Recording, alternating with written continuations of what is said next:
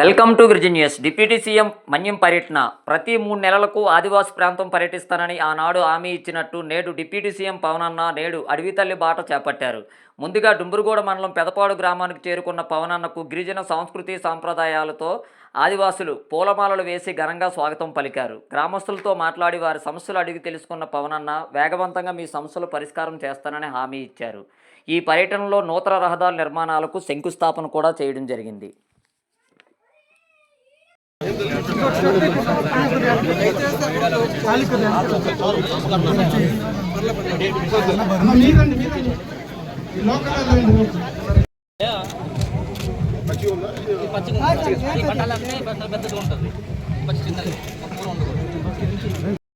स्वरूपं गकार पूर्वरूपं अकारो मध्यमरूपं अनुस्वारस्यान्त्यरूपं बिन्धुरत्तररूपं नाथसन्धानं संहिता सन्धिः